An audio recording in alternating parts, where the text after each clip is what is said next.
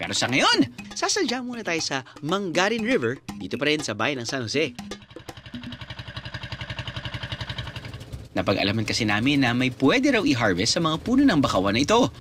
Hindi prutas ha, kundi itong mga suso na sihi kung tawagin nila. Dito lang sir, oh. Ayan oh, namin. Nandiyan po sila sa mga ilalim, oh. Nay, ano po hinahanap natin? Asan po yung mga sihi? Ayan po sa ilalim ng sihi, sa ilalim ng kahoy po. Pag malalim ang tubig, umaangat po sila sa puno. Meron naman silang, ayan oh. Umaangat ho sila sa puno. Ito, bakit sila dyan? Kapag mataas po yung tubig. Tapos nun kayo po'y nanguhuli sa umaga na, madaling araw.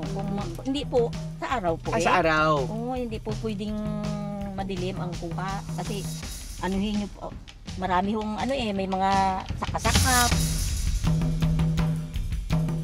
Kailangan magdahan-dahan sa pag-iikot sa mga bakawan dahil nakalubog ito sa putikan. Namimili rin ng punong titirhan ng mga sihi. Madalas daw silang nakatira sa mga puno na hindi pa tuyo.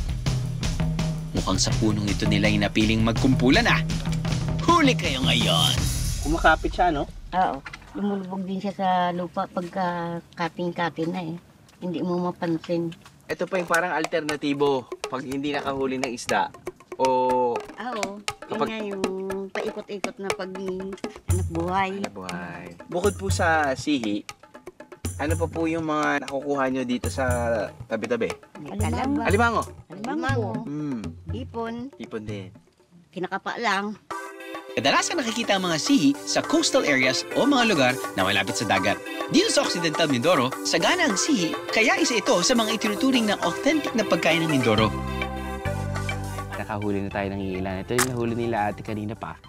At bukod sa sihi, marami din kasing mga pwedeng huliin nila dito sa bakawan. Kaya nga, ang galing nga ng bakawan, sa totoo lang, di ba? Parang natural protection from the sea kapag malakas ang alon, but at the same time, it's still a great area to actually get, resources or food. Isda, itong mga alimango, mga shells, snails, katulad nito. Paborito raw iluto ng mga lokal ang sihi sa luya.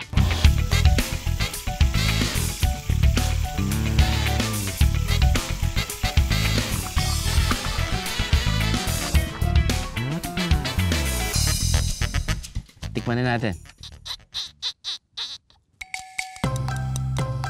Hello?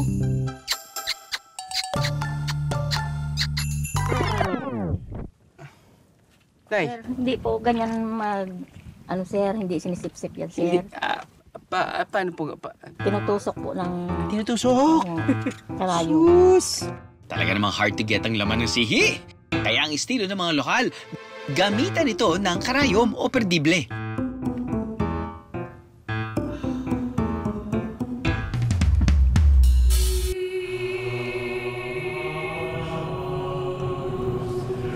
Ba't kinain nyo po?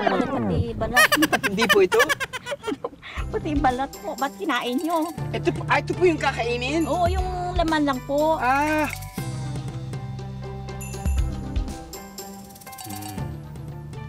Sarap po.